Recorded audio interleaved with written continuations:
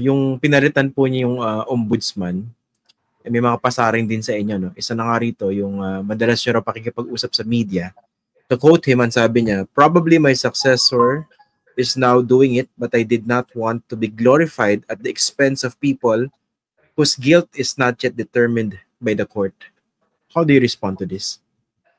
I don't think I want to be glorified in any way. I'm just doing my job. And transparency is something that the people are looking for, especially now when there are so many corruption scandals throughout the country. We have to keep the stakeholders informed of what's happening or what action we are taking. Mm-mm. So ito po yung nagiging approach siya. So tuloy-tuloy lang itong public disclosure ng so. inyong ginagawa. I think it's important that the ombudsman is in touch with the people. Diba? It's supposed to be the protector of the people. But how can you protect people that you do not even know or people who cannot even tell you anything? Dapat yan, open ka, tsaka transparent ka. Okay, speaking of the former ombudsman, your predecessor po, ano? Nung guest ko po last week si Attorney Dino De Leon, sabi niya paninindigan daw niya itong impormasyon na itong kanyang nakuha. Ako accurate itong information ko and pag gusto ko paninindigan ko ito, no, na even pagkatapos ng term at retired na supposedly si Ombudsman Martires, ang daming beses pa na halos nandyan sa sa opisina niya kahit na may OIC may OIC yung Ombudsman. Pa rin? Andun pa rin sa opisina niya. Marami pa nga raw tinatapos sa mga desisyon, no? Totoo yun. He went back there a couple of more times. Bumisita rin siya sa akin nung unang dating ko sa opisina. Umakyat siya at dumunta siya sa opisina ko para kamustahin ako. Sandali lang kami nag-usap. Pero ang alam ko, bumabalik-balik siya. Yun ang aking nabalitaan din. Before you assumed or even after you assumed? Before I assumed and even after I assumed. Yun ang balita sa akin. Mga ilang beses na raw po siya bumalik-balik? At least thrice. Parang ganun. Twice or thrice. At saan daw po nagpupunta? Hindi ko alam Hindi ko na na-monitor. Pwede kong checkin ng CCTV but I haven't had the time to even look at that. Kasi hindi naman yan ang intention ko.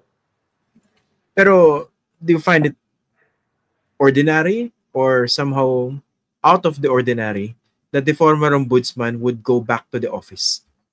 I don't know. Kasi ako, pag alis ko sa DOJ, hindi na ako nakabalik Ang dami ko nang ginagawa. Baka naman, he's missing the action. Baka naman he's missing the office. I don't know. I don't know how to treat that information. But do you think there's a need to look further into this? We'll see. If the need arises, we'll see. Pero titignan pa rin natin, syempre. Kasi nung nabanggit po ito sa panayam ko last week, ang comment ng iba mga nanonood, kinabahan sila. Teka, baka meron pang unfinished business.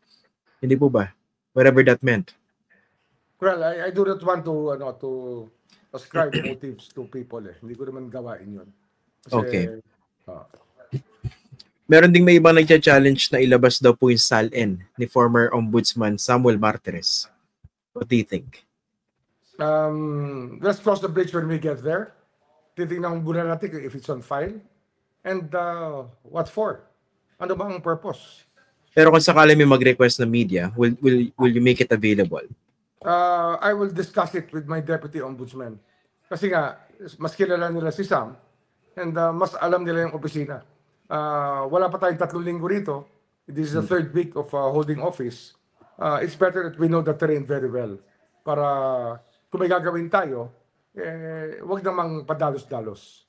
Kasi nga, ano na yan parang vendetta na yan. Parang masasabihin nila, parang vendetta yan. Hindi naman dapat. Opo. Pero nung binisita kayo ni Ombudsman Martires, anong pinag-usapan po ninyo? Anong sinabi niya? Wala naman. Wala kami pinag-usapan naman. At hindi naman nagtagal Hindi na nga kami umupo. Nakatayo lang kami. Hindi na.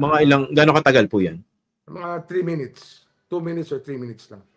So more of pleasantries. Kasi wala naman kami pag-uusapan Wala naman kami pag-uusapan ng gusto. Hindi na ako humingi ng payo. Kasi ayaw niya naman ako mapunta sa opisina niya Di ba?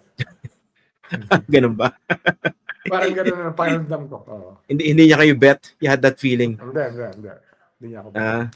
So ano sinabi? Kinongratulate lang kayo? Yun lang. Okay. Sige. Okay. Baka na parang nangyari to. Diba October 10 kaya kasi magplastikan talaga alam mo naman ako, hindi ako sanay ng gano'n. I try to call a spade, di ba? Yun na lang yun. Okay. Pero how do you feel na may mga pasaring nga sa inyo ngayon dahil unlike him, mas available kayo for interviews? Nasa sa kanya yun. It's his way of thinking. Igalang ko na lang ang opinion niya. Okay. Balikan ko lang po yung itong pinag-courtesy resignation ninyo. 97 po ba?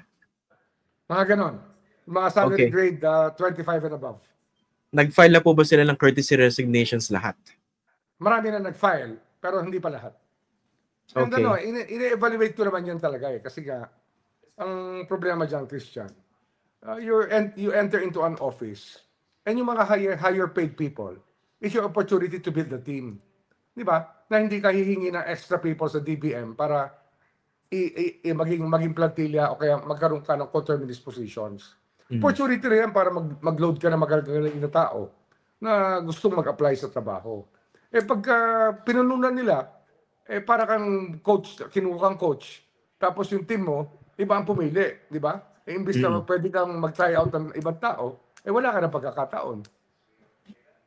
Ito po bang mga salary grade 25 to 29 po yung pinag-uusapan ng mga nasa 97, almost 100 po yung mga pinag-uusapan nating official dito o empleyado. Would you consider their appointments as midnight? Alarming lang na napuno lahat ng bigla-bigla ng ganong karami. Kasi nga, July lang yun Palabas na siya sa opisina.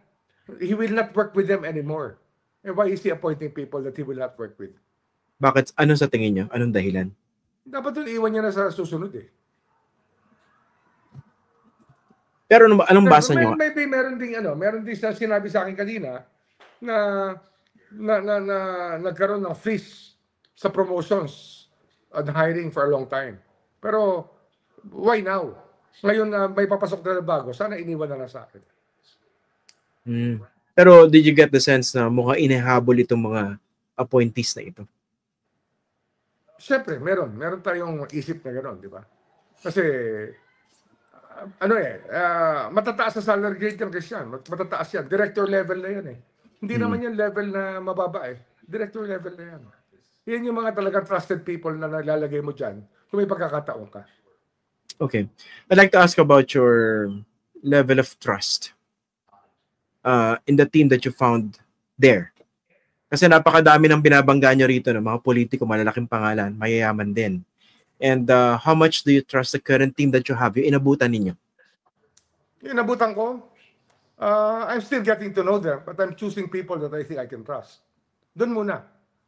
Pinipili ko muna yung pwede kong nakakausap ko na pwede kong pagkatiwalaan at binibigyan ko lang sila ng tasking. Ganun naman yung leadership, Christian. Hindi ka naman naghahanap ng kaaway talaga. Naghahanap ka ng kakampi sa loob. Yun ang gusto natin mangyari.